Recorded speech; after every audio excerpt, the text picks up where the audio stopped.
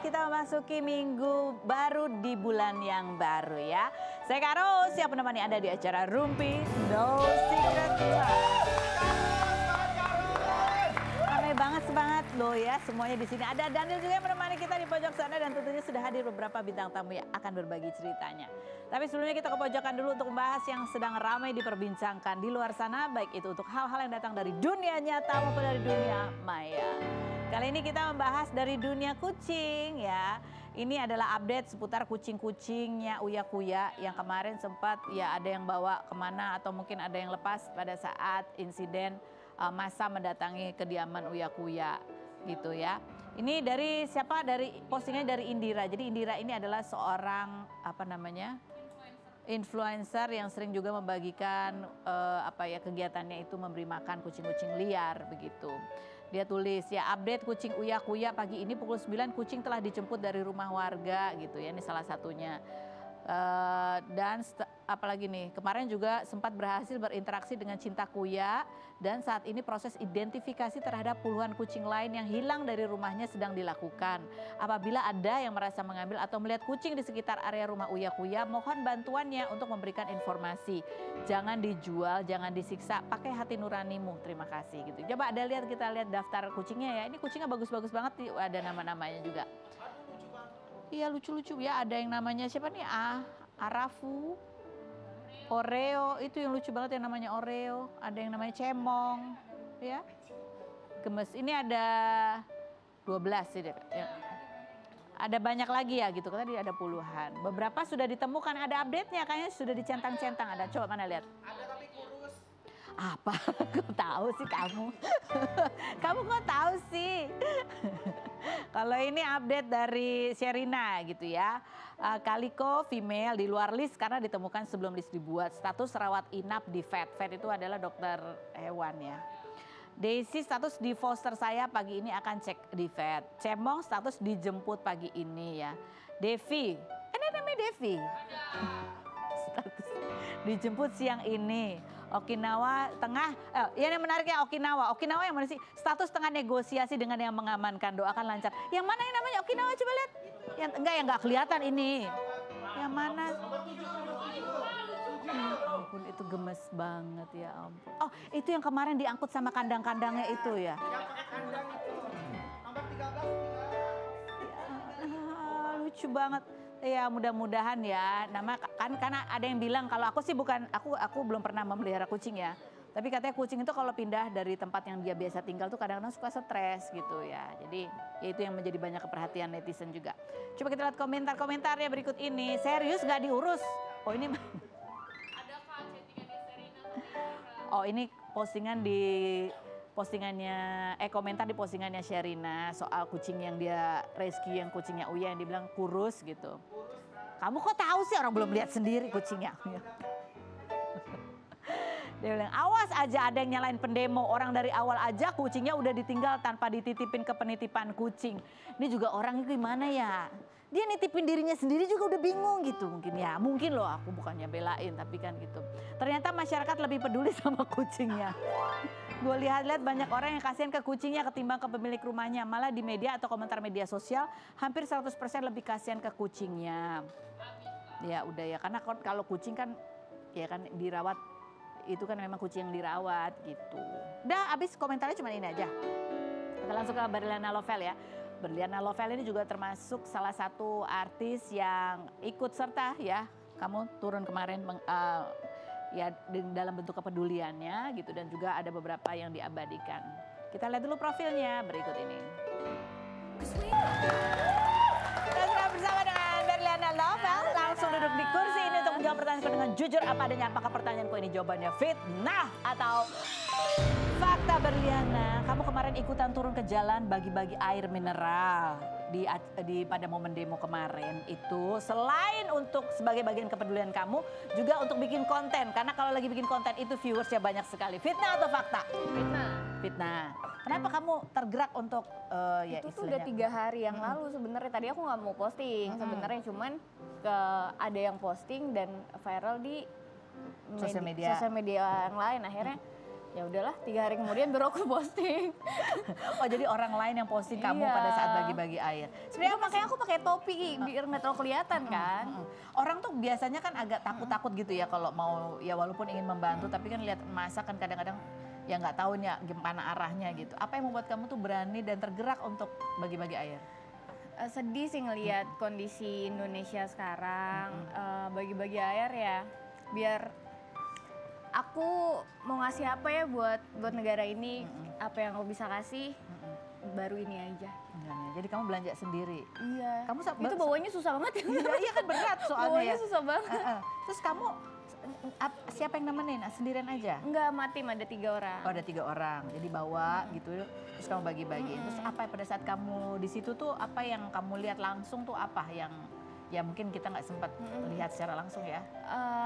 Alhamdulillahnya waktu itu aku kesana itu belum rusuh, belum rusuh masih aman banget. Pas kesana sedih ngelihat teman-teman buruh waktu itu masih demo buruh ya. Aku juga pernah jadi buruh, aku pernah jadi pekerja, jadi aku ngerasa kayak sedih banget sih. Jadi kita lihat ya seperti apa video dokumentasi yang dibagikan oleh Berliana Lover berikut ini. Ini ada beberapa netizen yang berkomentar, coba kita baca. Sorry to say, kok pakai alay katanya gitu. Ada yang komentarnya negatif ya. Pakai sok-sokan bikin video nangis gini. Ada lagi komentarnya, udahlah jangan pansos, itu orang lagi kena musibah. Pandos tuh apa? Cair katanya. Jangan nangis, kan banyak uang. Bantu aja keluarganya, anak istrinya seumur hidup konten-konten gitu. Postingan yang ini bikin saya big respect sama para konten kreator. Semangat perjuangan untuk masa depan yang lebih layak. Ada juga yang memberikan inspirasi apresiasinya. Kalau ya kamu kalau baca komen itu apa kan ada juga yang nuduh demi konten semata nih apa segala macam. Nggak apa-apa sih, cuman emang aku sedih banget kalau pas ngelihat itu, apalagi abis kejadian itu aku tuh ditelepon sama temen aku yang emang tinggal di situ. Itu kan Rusun Ben Hill kan. Nah di Rusun Ben Hill itu, jadi temen aku tuh cerita kalau misalnya dia tuh lagi nganter makanan. Pas mau nyebrang ngambil motornya, karena rame, dia ketakutan jatuh. Kan sedih banget, temen aku aja tuh sampai gemeteran gitu. Jadi ceritanya bener-bener yang kayak ya bikin aku sedih. Karena dia lihat langsung. Dia lihat langsung. Dia ngeliat langsung dari jendela rusunnya. Jadi ini rusunnya. Itu kejadiannya jalanannya situ. Gitu. Jadi di postingan kamu itu betul-betul baru pertama saat dengar kejadian itu ya. Oke, baiklah. Nah, ini ada pertanyaan juga nih dari netizen. Kamu setelah ya ini kan banyak memposting kegiatan kepedulian kamu. Ada nggak kamu dapat tawaran untuk ngebuzzer? Nggak ada. Apa aku nggak lihat DM, aku nggak tahu deh. Ini Ada tawarannya di mana sih sebenarnya? Ya kan ada beberapa ya. Tapi aku dari di antara beberapa yang posting penawaran buzzer itu, yang aku tahu cuma Jerome Pauline doang. Oh, ada siapa lagi? Influencer apa sih itu? Itu apa sih influencer apa sih Mega 10.000 power itu? Ya kayak berapa ribu followers, ada lagi yang lebih gede lagi followersnya. Oh, itu follower. Emang itu influencer apa mereka itu? Enggak, mereka tuh influencer apa yang ditawarin? Macem-macem. Oh iya. Aku tuh influencer apa sih? Kok nggak ada yang nawarin nih kita ya? Nggak ada yang nawarin. Nggak ada yang berani kayaknya. Oke lanjut, Vita atau fakta Berli? Iya. Ketika kamu switch ya bikin konten yang lebih humanis dan inspiratif, ya setelah sebelumnya kan kamu kontennya juga ya menampilkan kamu yang muda. Banyak yang minta kamu balik bikin konten pemersatu bangsa, fitnah atau fakta? Kayaknya ada. Tapi enggak, ini kan kamu udah beberapa waktu sebenarnya kamu memang sudah niat, aku udah pengen bikin konten yang beda lah, nggak terlalu yang terbuka apa segala macam. Apakah ini masuk sebagai proses itu atau ya lagi kebetulan aja? Yang mana nih? Bikin konten yang lebih inspiratif. Kebenaran aja pas momennya pas aja sih Kak. Pas momennya pas, tapi kan sebenarnya beralihnya itu udah 2 tahun dari kapan kita ngobrol kan. Udah 2 tahun, ya sekarang baru sedikit sampai akhirnya di titik hari ini. Gitu. Oh oke. Jadi kebetulan memang ada momennya, tapi memang kamu sedang berproses untuk supaya konten-konten kamu itu nggak terlalu yang mengundang. Jauh lebih baik lah ya. Mengundang komentar-komentar orang jahil gitu ya. Udah dewasa juga aku ya. Iya. Udah tua. Oke, bagus. Kompilasi. Seperti apa sih kompilasinya Berliana sekarang berikut ini? Baik, tadi Berli cerita ya, dengan bikin konten itu pun sebenarnya kamu juga mendapatkan pengetahuan baru buat kamu gitu buat ya. aku. Bahwa uang Maksudnya ternyata 1 liter itu 11.000 di pasar ya. dan banyak dapatnya. Dan banyak. Terus sampai aku tanya sama mas-mas di pasar kan, 1 liter itu bisa buat makan berapa orang ya?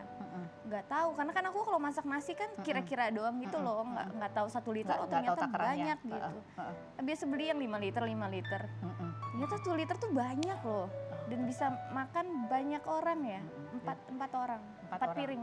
Jadi dengan 11.000 itu bisa makan beberapa orang begitu. Itu juga menjadi insight baru buat kamu. Yang berikutnya, fitnah atau fakta Berli, bahwa setelah kamu dapat peran menggunakan hijab di sinetron, kamu jadi nyaman dan kepikiran untuk terus menggunakan itu. Fitnah atau fakta? Fakta. Fakta. Film itu ya. Ini film. Bukan Ya berasa tenang aja gitu, tapi titik. Iya. Kamu berasa ini tapi agak ragu, takut tawaran nanti berkurang. Fitnah atau fakta? Tawaran berkurang enggak sih Kak, tapi lebih kayak tanggung jawabnya tuh besar dan kayaknya aku belum segitunya deh. Jadi mulai dari hal-hal yang oh ya pakai baju lebih sopan dulu gitu. Mungkin nanti amin 1 tahun lagi gitu kan. Amin. Tapi nyaman sekali. Nyaman sekali. Yang berikutnya, fitnah atau fakta Berli? Sekarang kamu sudah punya pacar baru dan pacar kamu itu adalah anak motor. Fitnah atau fakta? Ini jawab. Anak oh, Gara-gara ada motornya. Anak motor dia. Hah? Kata dia. Iya emang ini. enggak. Itu temen konten aja. Oh konten aja. Lalu motornya siapa? Motor dia. Oh motor dia. betul. Kirain emang teman konten tapi itu motor siapa gitu. Motor dia emang anak motor. Itu teman aja. temen aja. Kok kamu kaget? Hah? Pacar aku nggak naik motor, pacar aku naik mobil gitu. Naik motor juga kok itu. Oh naik motor juga berarti ada ya. Berikutnya, Berli, fitnah atau fakta? Satu hal biasa tapi justru bikin kamu kesel adalah ketika ada yang komen, Kak Berli cantik, Kak Berli idaman di setiap konten yang kamu posting. Kamu kesel kayak gitu? Kesel. Kenapa? Kan ini pujian. Iya Kak, tapi aku lagi bikin konten apa, Bo, yang sesuai konteks gitu. Aku lagi bikin yang posting cowok pasti ya? Yang komen, iya. Yang komen ya? Iya, benernya cantik, benernya bla bla bla gitu, fisik terus. Padahal aku bikin konten tuh mikir pakai otak loh gitu. Tapi yang dikontenin fisik Iya. gitu. Oh ya. Jadi kamu pengennya dikomenin apa? Berli hebat, Berli kaya gitu. Oh, ya, itu amin, sebagai doa ya. doa-doa ya. Kalau ngomong-ngomong soal orang yang inspiratif banget juga ya. Iya. Ini ada Kak Seto. Kak Seto itu kemarin baru merayakan ulang tahunnya yang ke-74 dengan cara naik gunung Prau. Prau. Dan bawa ransel. Iya. Tahun lalu ulang tahunnya skydiving. Wah, Masya Allah. Kita lihat dulu profil Kak Seto berikut ini. Baik, kita sudah bersama dengan Kak Seto. Kak Seto kenapa kedinginan? Selamat ulang tahun Kak Seto. Apa kamu minta ini ya, traktiran? Ini sebelum kita membahas mengenai momen ulang tahunnya Kak Seto, kita lihat ini kegiatannya Kak Seto ini dalam rangka salah satu bentuk kepedulian juga pada saat terjadinya demo adalah Kak Seto sempat berkunjung ya ke kampung Murtado, di mana Kak Seto ini melihat ya kondisi anak-anak di sekitar pemukiman yang ada di kawasan Senen ya. Di mana waktu itu kan terjadi demo juga, ada banyak sekali tembakan gas air mata gitu ya. Pastinya kan suara-suara itu mungkin membuat trauma tersendiri buat anak-anak. Begitukah kepedulian ini? Iya, pada dasarnya demikian karena bagaimana juga anak-anak kan inginnya hidup tenang, aman, nyaman, penuh keceriaan dan sebagainya. Tapi kalau tiba-tiba ada letusan senjata, kadang-kadang juga ada gas air mata dan sebagainya. Nah, tentu anak juga terguncang ya. Jadi tentu yang selalu kita kampanyekan adalah tolong utamakan perlindungan pada anak. Karena ini sudah dijamin oleh Undang-Undang Perlindungan Anak bahwa setiap anak berhak untuk dilindungi dari berbagai situasi yang tidak kondusif, yang penuh kekerasan, penuh tekanan, penuh ketakutan dan sebagainya. Oke, kalau boleh tahu Kak Seto kenapa memilih di kampung Murtado itu dan di area Senen gitu yang dipilih untuk dikunjungi? Iya, karena itu yang saat itu cukup banyak kerusuhannya, pembakaran dan sebagainya. Jadi kami utamakan anak-anak supaya tetap tenang, tetap ceria, bisa bernyanyi, bisa bergembira dan sebagainya. Kayak Kak Seto sendiri ketika datang ya ke wilayah itu, apa yang Kak Seto lihat dari anak-anak ini?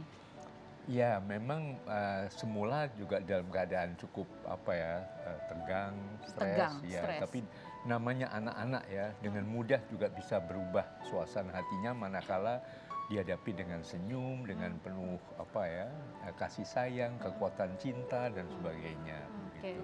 Nah, anak-anak ini kan juga di area situ gitu kan, kalau pada saat polisi menembakkan gas air mata, itu kan asapnya kan kadang terbawa angin kemana-mana gitu. Ada banyak orang dewasa aja tuh yang di jauh aja masih berasa gitu. Nah, anak-anak di daerah situ apakah juga mengalami hal yang sama? Iya, memang saat itu memang tidak terlalu banyak yang terkena paparan itu ya, tapi paling tidak yang selalu kami kampanyekan mohon menjadi perhatian semua orang dewasa.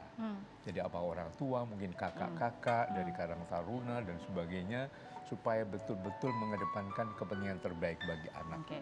Salah satunya juga jangan diajak nonton demo gitu ya, karena itu risikonya banyak. Ini ada video beberapa anak yang menjadi korban gas air mata berikut ini. Nah, ini kan Kak Seto berulang kali menekankan ya semua pihak gitu ya memperhatikan keselamatan anak terlebih dahulu. Tapi Kak Seto sendiri melihat fenomena banyak orang yang ngajak anaknya gitu untuk melihat situasi demo, keramaian itu kayak jadi sebuah tontonan gitu. Ada komentarnya. Iya, paling penting adalah tadi pertama tentu orang tua. Orang tua ya. Iya, nomor satu betul-betul mengedepankan kepentingan terbaik bagi anak-anak, bagi putra-putrinya, kemudian juga warga saling mengingatkan, RT, RW dan sebagainya. Peran dari RT kan rukun tetangga, rukun warga, jadi kerukunan ini yang mohon selalu dibina.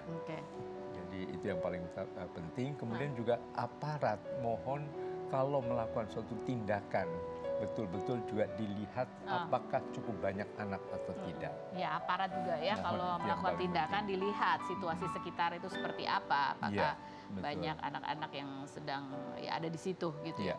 Pak Seto kalau boleh disampaikan ya, ini apa efek buruk kalau anak-anak itu bisa melihat langsung kondisi yang tidak kondusif, karena kan itu ya adalah mungkin ya kekerasan, bakar-bakaran, itu kan kalau dibawa melihat langsung tuh efeknya apa aja ya? Iya, tentu dampaknya adalah terbangunnya suatu kondisi psikologis yang penuh juga dengan nuansa kekerasan. Artinya takutnya nanti masa berikutnya setelah remaja, dewasa dan sebagainya juga suasana hatinya penuh dengan tindakan kekerasan.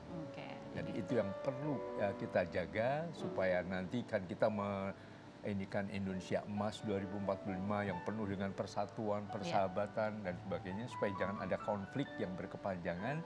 Ya dimulai juga dari membina generasi anak-anak. Ini ada artikel 196 anak di bawah umur gitu ya ditangkap saat ikut serta dalam unjuk rasa. Nih KPAI menjelaskan alasannya dari beberapa anak itu adalah karena ikut-ikut diajak teman dan juga karena pengaruh media sosial. Nih Kak Seto melihat fenomena ini juga nggak sih bahwa ya dengan adanya media sosial ini membuat ya ketertarikan anak-anak, apalagi ini kan anak-anak zaman sekarang banyak sekali ya menggunakan sosial media untuk ingin tahu gitu, datang langsung merasakan keriaan itu gitu tanda kutip. Nah mungkin yang selalu dikampanyekan adalah mohon ayah bunda, para orang tua juga bisa memosisikan sebagai sahabat anak. Sahabat putra-putrinya supaya anak-anak juga mendengar apa yang diajak oleh orang tuanya. Kadang-kadang anak-anak malah lari kabur keluar dan yang paling cocok adalah teman-temannya karena kurangnya suasana persahabatan di dalam keluarga. Jadi ikut-ikutan gitu ya. Pak Seto mungkin ada himbauan juga untuk mungkin ada anak-anak di bawah umur yang ikut diamankan oleh aparat begitu ya. Ini kan ya sekali lagi tadi mohon aparat betul-betul memegang teguh amanat dari Undang-Undang Perlindungan Anak, karena kami dulu ikut bersama-sama juga teman-teman menyusun undang-undang ini. Intinya adalah anak-anak berbeda dengan orang dewasa. Anak-anak berbeda dengan orang dewasa. Jadi jangan sampai ada kekerasan, tekanan, bentakan dan sebagainya, karena anak-anak saat itu juga korban tadi. Diajak, diajar dan sebagainya, sehingga mohon penanganannya adalah tetap ramah anak. Penanganannya tetap ramah anak. Nah, kalau dari Kak Seto, mungkin dari teman-teman pemerhati anak juga ada yang juga mau dilakukan nggak ini untuk barangkali mengunjungi anak-anak yang masih mungkin diamankan oleh pihak aparat? Iya, tentu kami dari LPAI Lembaga Perlindungan Anak Indonesia sangat peduli pada hal seperti itu. Kami juga sudah bagi tugas dan tentu kami akan melakukan peninjauan dan jangan sampai tadi anak berada dalam situasi yang terlanggar hak-haknya. Oke. Termasuk ya kemarin kalau kita lihat di momen-momen masa mendatangi rumah anggota dewan gitu kan, itu juga ada anak-anak juga yang turut serta masuk gitu ya, melihat bagaimana mengambil barang yang bukan miliknya, itu cukup memprihatinkan sih. Iya. Artinya selain unsur aparat, pemerintah juga masyarakat. Jadi sama warga masyarakat juga peduli untuk juga bisa melindungi, untuk mencegah, mengajak anak-anak, bilangnya anak supaya tidak sampai tercebur dalam situasi yang sangat tidak tepat tadi, yang dampaknya akhirnya bisa dipidanakan dan sebagainya. Tentu itu pelanggaran hak anak juga. Oke. Ini orang dewasa lagi-lagi yang ibaratnya melindungi anak perlu orang sekampung. Oh, gitu. Melindungi anak perlu orang sekampung, gitu ya. Oke, sekarang kita bahas mengenai momen ulang tahunnya Kak Seto nih. Oh, enggak, kita mau nanya dulu nih satu lagi. Ternyata Kak Seto itu pernah mau ditawarin sebagai menteri. Bener Kak Seto, tapi Kak Seto tolak waktu itu, katanya merasa, kenapa Kak Seto?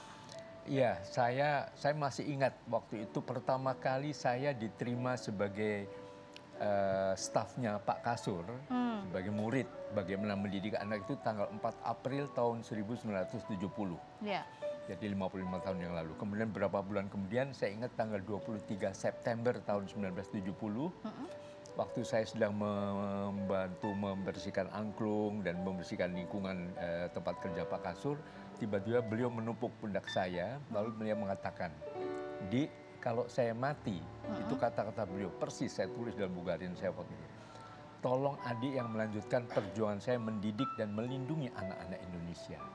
Jadi hanya kata-kata itu, artinya intinya saya jangan kemana-mana, tetaplah jadi tukang momong anak. Tukang momong anak. Jadi ketika ada tawaran itu datang, Kak Seto tetap berpegang pada pesan almarhum bahwa tetap saya jadi tukang di momong dunia anak-anak, melanjutkan apa yang sudah dilakukan, diperjuangkan oleh guru saya, yaitu Pak Kasur. Jadi anggota dewan nggak pengen juga? Mungkin memang bukan bakat saya di situ, biarlah saya jadi tukang ngomong anak. Tukang ngomong anak, oke. Nah, nih bahas mengenai ulang tahun Kak Seto, naik Gunung Prau, bawa ransel, kemudian foto di atas bawa balon yang angkanya 74 gitu ya. Netizen banyak yang bertanya, itu yang niup balon siapa di atas Gunung Prau? Setelah berikut ini jangan kemana-mana, tetap di sini.